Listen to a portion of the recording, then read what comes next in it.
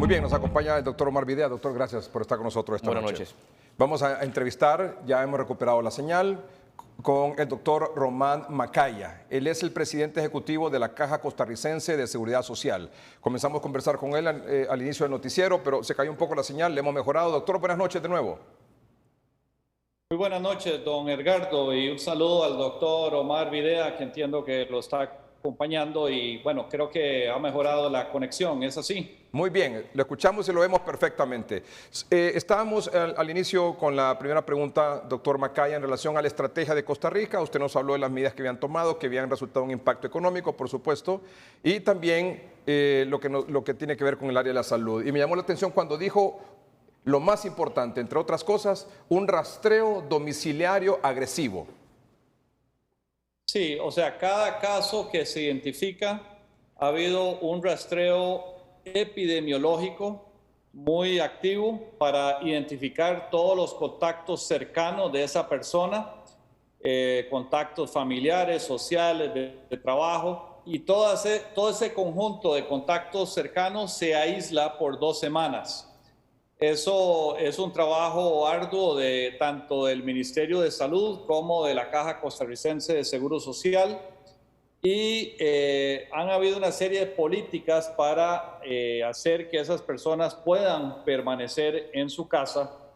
Por ejemplo, en la Seguridad Social tenemos un concepto de incapacidad para enfermedades, y esa definición de incapacidad se amplió para incluir el aislamiento cuando hay una orden sanitaria por parte del Ministerio de Salud. Entonces, esas personas que están en aislamiento pueden recibir el subsidio de la incapacidad, aunque no hayan sido diagnosticadas como casos COVID-19, pero simplemente por el hecho de que son casos sospecha, se les aísla y ese aislamiento genera ese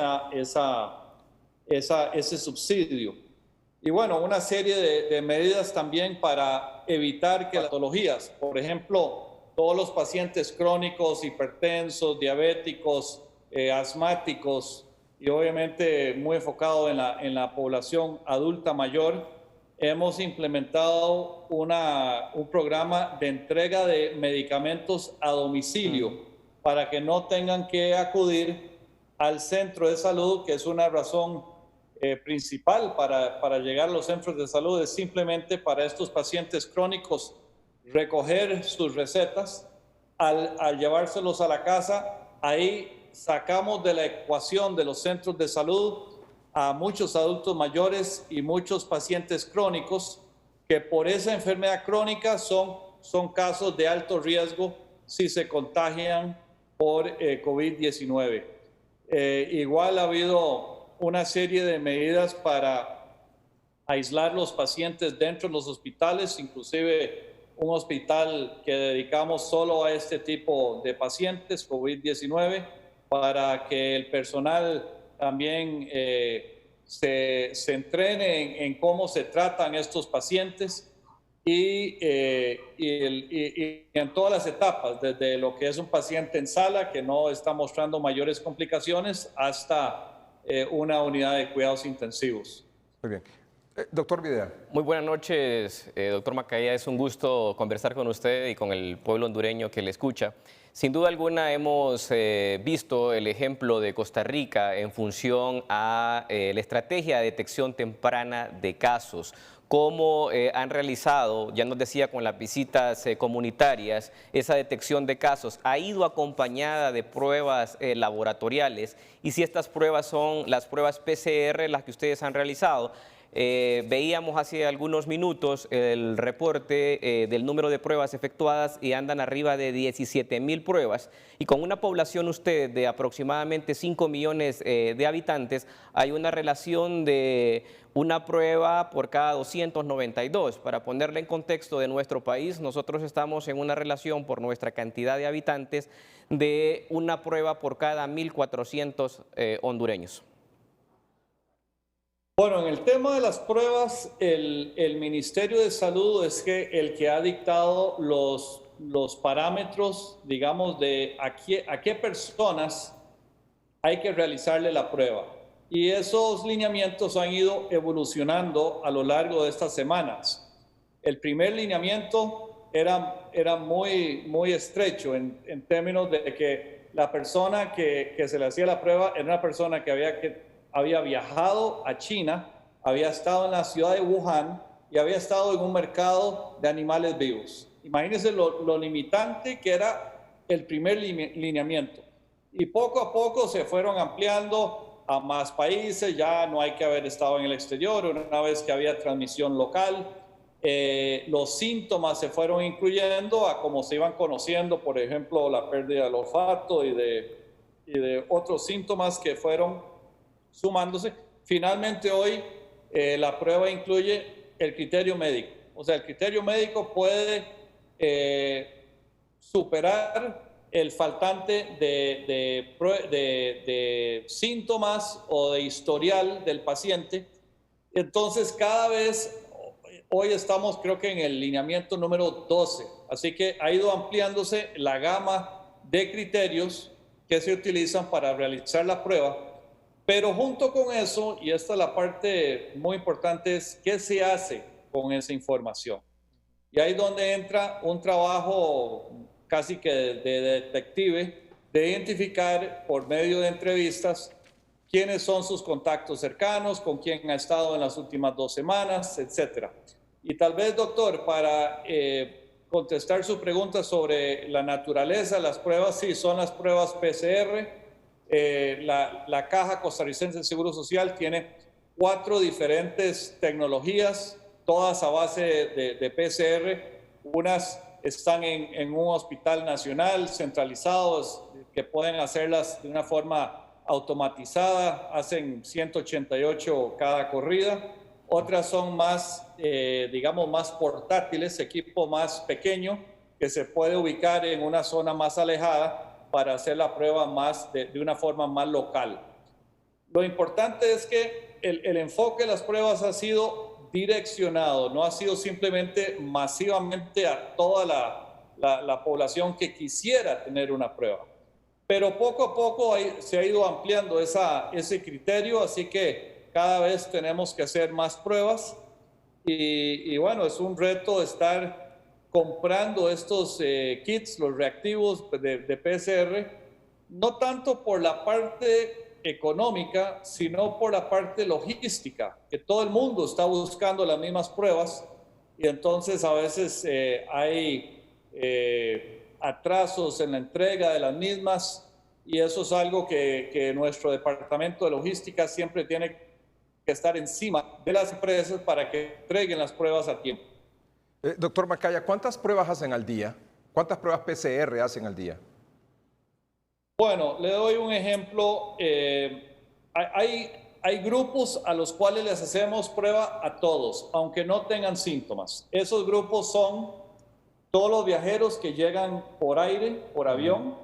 Estamos recibiendo entre 1 a 3 aviones charter por día que llegan del exterior. Principalmente son costarricenses que viven afuera, que están regresando a pasar sus días de esta pandemia en el país. A todos esos pasajeros se les hace la prueba, tenga síntomas o no tenga síntomas, y hemos encontrado pasajeros positivos asintomáticos. Entonces fue, digamos, una buena estrategia hacerle la prueba a todos. Otro grupo es el grupo de transportistas que entran al país con camiones llevando un furgón, y a esos igual se les hace la prueba al 100%, tengan o no síntomas. Entre esos dos grupos puede haber unas 400 pruebas al día. Además de eso, están las personas que llegan a un hospital o una clínica y que cumplen con los criterios que hoy son muy abiertos, y ahí pueden haber otras 200 a 300 personas que califican.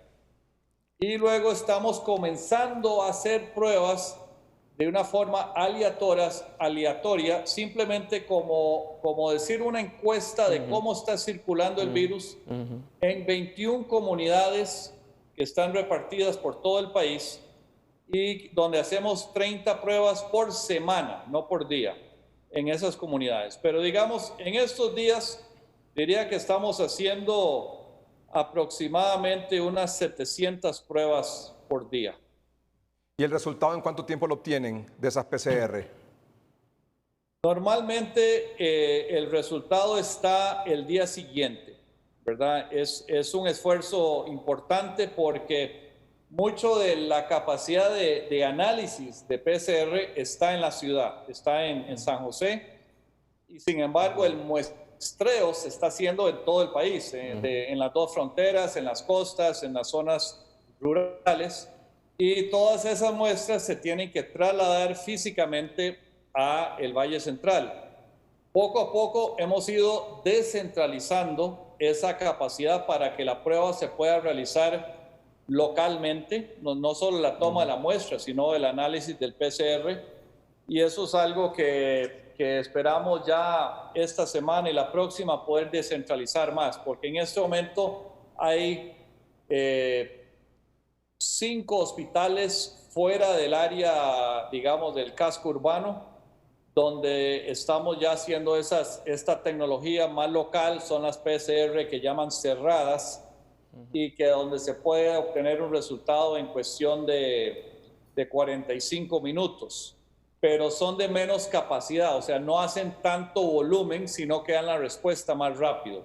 O de esos para lugares estratégicos, el volumen sigue estando en los hospitales nacionales, y ahí hay que seguir trayendo las pruebas del aeropuerto, de todos los pasajeros que llegan, las pruebas de los transportistas, todos los que llegan, y la gran mayoría todavía de lo que se está haciendo en todo el país todavía se está analizando de una forma centralizada, pero estamos haciendo todo lo posible por descentralizar esas pruebas. Con una letalidad tan baja y digno de felicitarles en relación a 0.86%, que los países en el mundo, Costa Rica, encabeza uno de los principales en relación a un número de fallecidos en relación al número de casos. ¿Cuál ha sido la estrategia que los ha llevado a eso? ¿Ha sido la base de un tratamiento oportuno? Porque en este momento conocemos de que hospitalizados ustedes tienen 21 casos, de los cuales 15 están en salas y 5 en unidades de cuidados intensivos. Y la siguiente pregunta a la vez, ¿cómo está la situación en relación a la capacidad logística de estas unidades de cuidados críticos allá, pese a que entiendo que la estrategia es buscar una contención para que no lleguen los casos a ese nivel? Exactamente. Como usted bien menciona, el enfoque es tratar de identificar temprano y aislar a esa persona positiva. La gran mayoría, como sabemos, no tienen síntomas graves, entonces van a estar en su casa, y en la casa se les da un seguimiento diario. Tenemos un equipo de 49 médicos de familia que están llamando continuamente a todos los que están en su casa positivos, contestando sus preguntas, que como se podrán imaginar, cuando salen positivos hay mucha angustia, hay mucho temor, tienen muchas preguntas estas personas. Casi que no se podrían llamar pacientes, muchos de ellos, porque pueden ser inclusive hasta asintomáticos, pero sí tienen mucha angustia y muchas preguntas. Se les contestan sus preguntas, se les orienta a cómo vivir estos días, y se monitorea sus síntomas por medio del teléfono, cómo se siente, qué síntomas tiene, si tiene pérdida del olfato, si tiene problemas gastrointestinales, problemas respiratorios, problemas de todo tipo, para intervenir en el momento que estos médicos de familia notan que está comenzando a evolucionar para mal. Ahí se interviene para trasladar a ese paciente de la forma más temprana posible a un hospital. Otro tema importante es simplemente cuando lleguen al hospital, que en este momento no tenemos los hospitales saturados. Y digo en este momento porque el futuro no está garantizado, entonces nadie puede bajar la guardia. Pero como no están saturados, todavía las unidades de cuidados intensivos tienen el tiempo disponible de los especialistas, de los intensivistas, los neumólogos y todo el personal que entra en una unidad de cuidados intensivos para abordar ese paciente y no estar saturado atendiendo a 50 pacientes, sino hay un enfoque muy personalizado y eso definitivamente ayuda a la perspectiva futura del paciente, la evolución que vaya a tener. Doctor Macaya, este asunto de la globalización, usted sabe, cualquier declaración de cualquier autoridad de cualquier país trasciende en cuestión de segundos. El presidente Bukele decía el otro día de El Salvador que en relación a Costa Rica, que no era que estaba aplanando la curva, sino que estaba haciendo menos pruebas diarias y que ese era el resultado de cómo internacionalmente se valoraba a Costa Rica en función del buen resultado que estaba dando ese abordaje, esa estrategia para enfrentar el COVID-19. ¿Qué tiene que decir al respecto? Bueno, yo creo que como país no estamos haciendo, no somos líderes en el número de pruebas que estamos haciendo, pero sí se están haciendo las pruebas que hay que hacer. En otras palabras, nosotros no hemos dejado de hacer pruebas. Algo muy interesante que ha sucedido gracias a este abordaje de aislar a los casos positivos de manera inmediata y ese barrido epidemiológico donde aislamos a todos los contactos cercanos y eso tiene un gran costo. Por ejemplo, de las primeras transmisiones locales que tuvimos, fueron en uno de nuestros hospitales. O sea, eso fue una decisión muy dura porque teníamos que aislar a más de 200 funcionarios de un hospital porque eran contactos cercanos de un funcionario que había salido positivo. Y creemos que, bueno, que nosotros aislamos al paciente cero, que fue un turista que identificamos ese primer caso el 6 de marzo. Todavía podemos identificar los clusters, a veces hay algunos donde no podemos identificar totalmente la fuente o sea que todavía están bajo investigación, pero todavía no estamos en una etapa de transmisión comunitaria evidente. No podemos decir que no la haya, pero no hay evidencia de que la haya, por lo menos de una forma masiva. Entonces, las pruebas que se hacen son las que hay que hacer. Ahora, como hemos ido aumentando o ampliando la definición de un caso que califica para hacerse la prueba, curiosamente, menos personas están calificando para esos criterios ampliados. O sea, ampliamos más y más, somos más flexibles a quién se le hace la prueba, pero aún con esa mayor flexibilidad, menos personas califican. Claro, hay ciertos grupos núcleo, como los que mencionaba, los pasajeros aéreos, los transportistas que ingresan al país, eso se le hace 100% a todos. Pero de la comunidad hay menos personas que califican y creemos que es porque como ha tomado efecto este distanciamiento social, las prácticas de higiene, no solo se ha aplanado la curva de pacientes COVID, sino de influenza y de otras enfermedades de transmisión entre personas. Entonces hay menos personas que vienen al hospital con problemas respiratorios y otros que serían digamos, un gatillo a que hay que hacerle la prueba. O sea que eso es lo que les ha permitido anunciar a partir de este próximo 15 de mayo, reabrir muchas de las actividades de comercio, de negocio, del sector empresarial, de diferentes rubros, incluso hasta deportivo, con un plan también agresivo de mantener las pruebas PCR. Así es, o sea, obviamente estaremos haciendo más vigilancia, pero se va a ir abriendo poco a poco la economía. Ahora, nada está garantizado de no ser irreversible.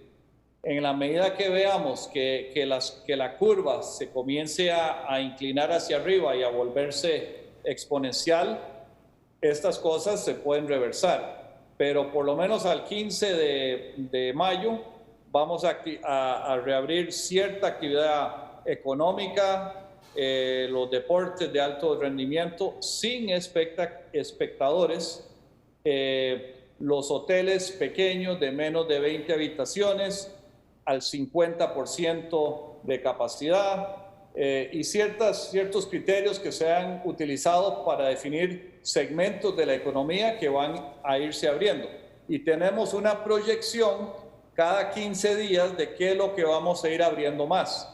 Pero lo futuro depende de nuestro comportamiento como ciudadanos, de la transmisión que comenzamos a ver en la realidad nacional, y sobre esa base decidiremos si efectivamente vamos evolucionando a esa mayor apertura o si la mantenemos como está, o aún si la reversamos y nos volvemos más cerrados. Doctor. Sin duda alguna, la positividad que están dando el reporte a diario de las pruebas sirve en nuestras regiones como una tendencia para ver cuál es el comportamiento que tiene la enfermedad, porque sin duda alguna en la mayoría de los países de Centroamérica se requiere aumentar el número de pruebas. Hemos visto el comportamiento, hemos seguido el comportamiento de Costa Rica igual a los demás países centroamericanos, y hemos visto cómo el porcentaje de positividad en estas últimas 2 semanas ha ido descendiendo, y considero yo que es un parámetro medible para pensar que la curva se está aplanando en Costa Rica, tomando en cuenta también, doctor, como usted bien lo sabe, que en la mayor parte de los países en el mundo, entre la semana 6 a la semana 10 tuvieron los mayores incrementos de casos, y que posteriormente a ello comenzó un descenso que los pudo haber llevado 2 semanas posteriores a la semana 12. Yo considero de que esa estrategia está funcionando con su país, y qué criterio le merece el término de evaluar la positividad en función a un número similar de pruebas como parámetro o termómetro para tomar estas decisiones. Bueno, yo creo que es un parámetro importante esa positividad.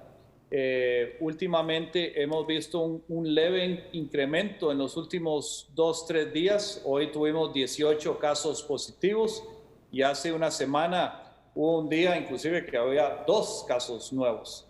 Entonces es algo que estamos obviamente cada día midiendo. Claro, algunos de estos son importados, ya sea por transportistas o aviones que llegan y que se aíslan, o simplemente no ingresan al país, si son los transportistas y dan positivo. Pero es un tema que hay que valorar y medir el día a día. Nosotros hasta el día de hoy tenemos 7 muertes, muy desafortunados, pero esto es un parámetro también que es muy difícil de esconder. O sea, los muertos, sí. Ahora, también hay que aclarar, cuando alguien fallece que no haya sido diagnosticado con COVID-19, pero que fallece súbitamente y bajo unas condiciones sospechosas, se le hace la prueba de COVID-19. Y así hemos descartado una serie de fallecimientos que dieron negativo por COVID, y que cuando esas personas estaban vivas no habían sido diagnosticadas por COVID. Entonces, en la medida de que se haga la prueba a los fallecidos, es una medida de monitorear si efectivamente se están haciendo las pruebas correctas, porque si hubiera una gran población que estemos no encontrando, entonces el porcentaje de muertos sería aún más bajo, porque de esos 7 ahora lo estaríamos dividiendo sobre un denominador mucho mayor al que hemos identificado, que son esos 810 casos desde el 6 de marzo. Entonces, tal vez resumo diciendo que obviamente la positividad es un factor importante, como usted bien menciona, y es un factor para determinar si en la misma si en el mismo volumen de pruebas se está comenzando a aumentar la positividad, pues ahí hay una alerta que llama la atención. Doctor, se ha presentado en Costa Rica algunos episodios de discriminación al personal médico, enfermeras, enfermeros, que están en la primera línea en los hospitales donde se atiende pacientes con COVID-19? Diría que por lo general no. Hemos hecho una campaña de resaltar la imagen y el reconocimiento de todos los funcionarios de la salud, desde los médicos especialistas, los médicos generales, los enfermeros, los auxiliares de enfermería, microbiólogos, farmacéuticos, todo el personal, pero especialmente los que están en la primera línea en la atención directa de un paciente. Y por lo general hay un gran agradecimiento. Han habido algunos rumores que hemos investigado sobre si en un hospital que fue el primero que tuvo casos de transmisión entre funcionarios, donde inicialmente se nos dijo que los buses no estaban permitiendo que se montaran al bus si llevaban ropa del hospital. Pero bueno, hablamos con la empresa de transportes para que eso no fuera el caso. Hay que reconocer que estas personas se protegen y bueno, no he escuchado más que eso desde entonces. Pero eso me lleva a otro punto, que es el de equipo de protección personal, y que ese ha sido un gran esfuerzo que se ha hecho de siempre garantizar que en todos los centros de salud hayan las mascarillas, las batas impermeables, los guantes, las botas, y eso no ha sido fácil, porque como mencionábamos antes, el mundo entero está buscando exactamente los mismos. Nosotros tuvimos que recoger equipo en la República Popular China en aviones que tuvimos que contratar para hacer esos traslados y garantizarnos el inventario. Doctor, ¿ustedes han seguido los lineamientos de la OMS o han tenido un abordaje independiente a lo que dicta la OMS en esta pandemia? Principalmente hemos seguido la OMS, especialmente en lo que tiene que ver con los criterios de a quién se le debe hacer la prueba. Pero luego nos comenzamos a apartar, lo flexibilizamos tal vez más rápido de lo que lo ha flexibilizado la OMS. Hemos tratado de aprender de todas las experiencias del mundo. Hemos tenido teleconferencias con las autoridades sanitarias de China que han manejado y que están manejando la situación en China, de qué funcionó, qué no funcionó, cómo abordaron los pacientes cuando eran ambulatorios versus hospitalizados, etc. Hemos conversado con autoridades en España, que obviamente han pasado por un momento muy complicado, y tratamos de aprender de todas las experiencias donde podamos aprender, sí. Porque esto realmente es una carrera de aprendizaje. Cada día hay más información sobre tratamiento, sobre medidas de prevención, sobre síntomas, y por eso cuando alguien se complica y se dice que no tenía síntomas, no tenía factores de riesgo, decimos no tenía factores de riesgo conocidos, porque pueden haber factores de riesgo que hoy no conocemos y que están haciendo que un paciente evolucione mal. ¿Y podría compartir cuál es el tratamiento que se le está entregando a un paciente que puede ser asintomático o a un paciente que está en una fase temprana del COVID-19? Sí, eso es un tema muy interesante. Nuestra estrategia es muy sencilla, es identificar temprano y tratar todo lo posible de que ese paciente de síntomas leves no evolucione a un paciente de síntomas severos. Ahí es donde entran los médicos que llaman a los pacientes a diario y que están ahí listos para que se intervenga cuando ese paciente tenga que ser hospitalizado. Pero cada persona que es identificada como un caso positivo, inmediatamente se le da un régimen de hidroxicloroquina en su casa. O sea, estos pueden ser personas asintomáticas. Ahora, no se le da absolutamente a todos, porque la hidroxicloroquina, como sabemos, es un medicamento que desde hace 65 años se usa para la malaria y más recientemente para lupus y artritis reumatoide, y tiene un perfil de seguridad muy conocido con contraindicaciones muy conocidas. Esos mismos médicos de familia que están monitoreando al paciente, primero necesitamos saber cuáles son los factores de riesgo conocidos para hidroxicloroquina antes de darle el producto. Y si tiene alguna contraindicación no se le da, pero la gran mayoría de las personas que no la tienen sí se le da. Y además esos médicos en sus llamadas diarias están alertas a cualquier evento adverso o cualquier efecto secundario por ese medicamento.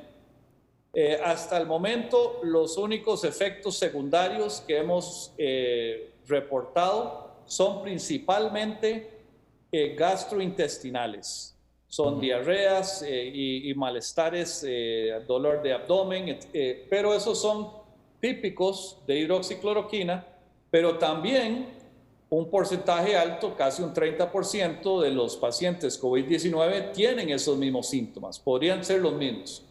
Ahora, podemos asegurar que la baja letalidad o la relativamente baja hospitalización tiene que ver con la hidroxicloroquina. No, todavía no podemos decir que la evidencia está para eso. Hay controversia en el mundo de si esto ayuda o no ayuda. Lo que no he visto es un estudio donde se le esté dando este medicamento en la etapa que lo estamos dando, que es apenas se diagnostica.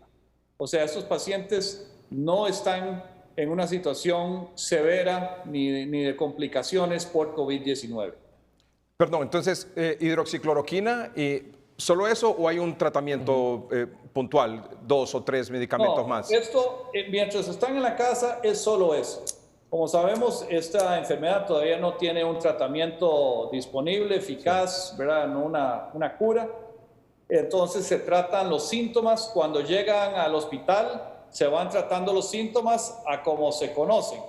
Ya sabemos que pueden haber coágulos de sangre, se les mide los dímeros D, si llega a cierto nivel se les da anticoagulantes, pero eso ya es un entorno hospitalario, no ambulatorio. Claro. Entonces los intensivistas van aplicando tratamientos de acuerdo a los síntomas en las unidades de cuidados intensivos. ¿Aplican ivermectina? No hemos aplicado ivermectina. De que yo sepa, no se ha aplicado en ningún hospital. Doctor, entonces es el tratamiento temprano en base a una persona que, a pesar de no tener síntomas, el inicio de la hidroxicloroquina como estrategia para evitar que ese paciente llegue a una complicación, porque bien lo sabemos que el 30% aproximadamente de las personas van a cursar asintomáticos, pero puede ser que en esa evolución todos comienzan sin síntomas y habrá un 30% que no lo terminará manifestando, pero va a haber un 70% que sí puede llegar a dar síntomas leves o síntomas graves en su defecto. Entonces, nos llama mucho la atención y compartimos el criterio de una propuesta de un abordaje una vez que ya se ha certificado que esta persona tiene COVID-19, porque eso estaría evitando con un fármaco la progresión de la enfermedad. Bueno, eso esperamos. No tenemos todavía, esto es algo en curso, cada día aprendemos más, pero lo cierto es, por ejemplo, de los 810 casos que hemos diagnosticado desde el 6 de marzo, al día de hoy tenemos 519 recuperados, y recuperados ya por definición de 2 pruebas negativas en 24 horas. Tenemos 21 hospitalizados, de los cuales 6 están en UCI y los 7 fallecidos. Ahora, ¿es el medicamento? No podríamos decir que sí lo es, ni tampoco podríamos decir que no lo es. Esto es multifactorial, el sistema de salud no está saturado, entonces los intensivistas, los médicos pueden dedicarse, enfocarse mucho en cada paciente. Tenemos el abordaje temprano de estos médicos de familia que están haciendo las llamadas diarias y trasladan a un paciente en el momento que da el menor síntoma de que está evolucionando mal para que sea trasladado a un hospital. Así que hay muchos factores que entran en esto y de nuevo es donde estamos hoy. Sabemos que la realidad puede cambiar violentamente y muy rápidamente y por eso no bajamos la guardia, no nos confiamos. Sabemos que este virus es traicionero y puede rebrotar en una manera muy rápida.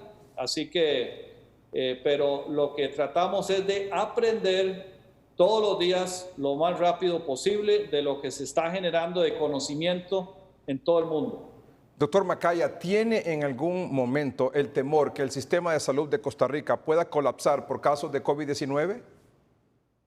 Creo que cualquier sistema de salud del mundo puede colapsar. Si los casos se vuelven exponenciales, y lo hemos dicho abiertamente a la población, no hay sistema de salud que aguante. Vea lo que pasó en España, lo que pasó en Italia, lo que pasó en Nueva York, donde ya hay una saturación de las UCI, de los ventiladores, y por eso, como dije al puro inicio, un factor esencial es la comunicación a la población.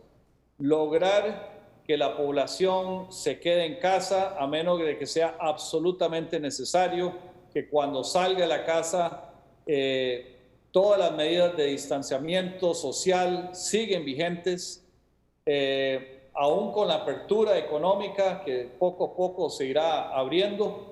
Tiene que ir de la mano con una mayor disciplina, no menor disciplina, mayor disciplina, precisamente porque nos estamos movilizando. Entonces, y eso lo comunicamos abiertamente, de que si esto se vuelve exponencial, no hay sistema de salud en el mundo que aguante. O sea que el doctor Macaya nos dice que cualquier sistema de salud no puede aguantar una situación como esta, es decir, en el caso que haya un brote tal de esta, a pesar de los datos que tiene Costa Rica. Correcto, no puede nadie confiarse y es la actuación temprana lo que nos puede llevar a evitar un escenario de estos. Evitar, doctor Macaya, que los pacientes lleguen a los hospitales. Esa es la clave. Esa es la clave. Esa es la clave y tratar de doblar esa curva. Es mucho más eficaz una población que sigue lineamientos que un sistema de salud con más recursos. Entre esas dos alternativas, creo que tiene más impacto la población haciendo caso a los lineamientos. Doctor Macaya, muchas gracias por compartir su experiencia y este tiempo con nosotros aquí en el noticiero hoy mismo en Tegucigalpa. Muchas gracias. Muchas gracias y ha sido un placer estar con ustedes y les deseo de ver lo mejor para el pueblo de Honduras en esta difícil pandemia mundial. En la medida que podamos compartir experiencias, por favor cuenten con ello. Gracias, muy amable, doctor Román Macaya, es el presidente ejecutivo de la Caja Costarricense de Seguridad Social. Vamos a un corte comercial, en un momento continuamos.